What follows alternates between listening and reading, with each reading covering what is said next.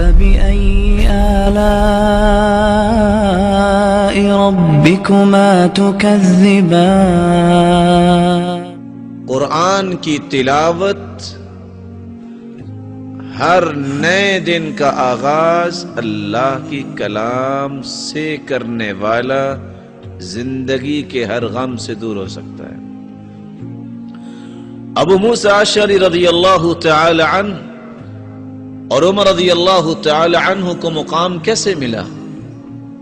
اس بات میں کوئی شک نہیں ہے کہ کائنات میں سب سے اعلیٰ صحابہ کرام میں ابو بکر ہیں رضی اللہ عنہ، لیکن عمر رضی اللہ تعالیٰ عنہ بات کرتے اللہ قرآن بنا کے بھیج دیتے۔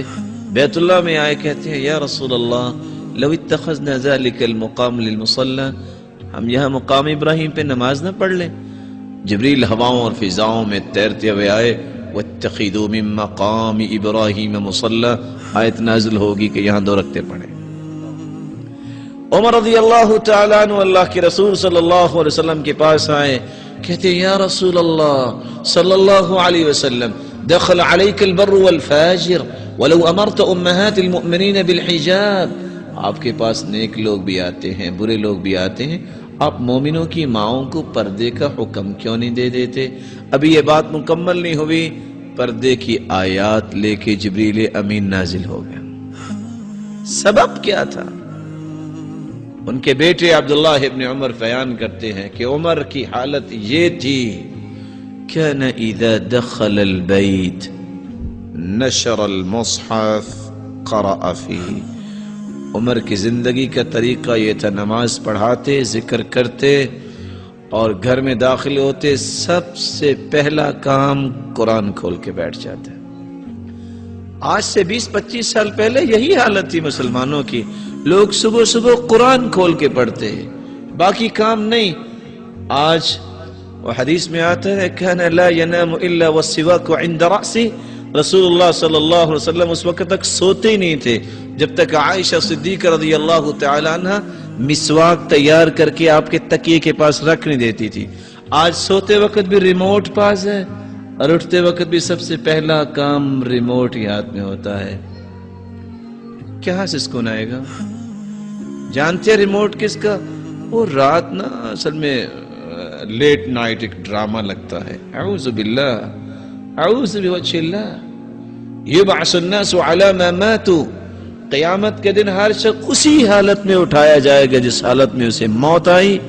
سوچے اگر اتنی غلیظ سائٹ پہ اس کی رات گزرتی ہے، اگر اس حالت میں موت آ گئی تو قیامت کو کس طرح اٹھایا جائے گا؟ کیا بنے گا؟ سکون کہاں سے آئے؟ سکون کے یہ راستے ہیں۔ ابو موسیٰ اشعری رضی اللہ تعالی عنہ فرماتے ہیں انی لاستحیی الا انظر فی عہد ربی فی اليوم مرہ او مرتین، لوگوں مجھے شرم آتی ہے میری زندگی کا ایک دن گزر جائے اور میں نے اپنے رب کی کلام کو پڑھا ہی نہ ہو، مجھے شرم آتی ہے۔ اور 40 دن کا نصاب بیان کیا، اقرأ فی 40۔ جب عبداللہ ابن عمر نے پوچھا کیا قرآن کتنی دیر میں ختم کروں؟ آپ نے فرمایا اقرأ فی 40، 40 دن میں۔ آپ میں سے کون بھائی ہے جو 40 دن میں قرآن ختم کرتا ہے؟ بتائیے۔ آپ میرے محترم ہیں، میں بھی سوچوں آپ بھی سوچیں، ہم کہاں کھڑے ہیں؟ اقرأ فی 30، 1 مہینے میں۔ کہانی میں اور پڑھنا چاہتا ہوں، اقرأ فی 20، فی 10، فی 7، زیادہ سے زیادہ 40 دن میں قرآن ختم کرنے کا آرڈر اللہ کے رسول نے دیا، اور اگر زیادہ پڑھنا ہے تو 7 دن میں اور 3 دن میں ختم کرو، لیکن 3 دن میں جو قرآن ختم کرتا ہے اس نے قرآن کو سمجھا نہیں، اتنی تیزی سے پڑھا ہے، قرآن کو سمجھ کر پڑھنا چاہیے۔ کون ہے جو 40 دن میں قرآن ختم کرتا ہے؟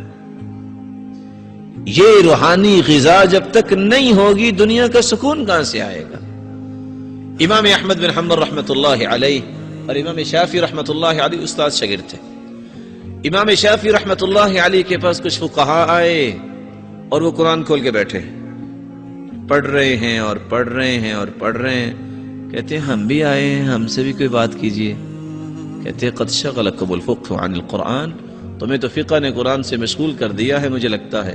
میں تو قرآن کھول کے بسا اوقات عشاء کی نماز پڑھ کے بیٹھتا ہوں، اتنی لذت آتی ہے فما اطبقہ حتی الصباح، صبح کی اذان کا وقت ہو جاتا ہے اور قرآن بند کرنے کو جی نہیں چاہتا۔ یحییٰ بن معاذ سے کسی نے پوچھا آخری سانسوں میں ہو کوئی خواہش؟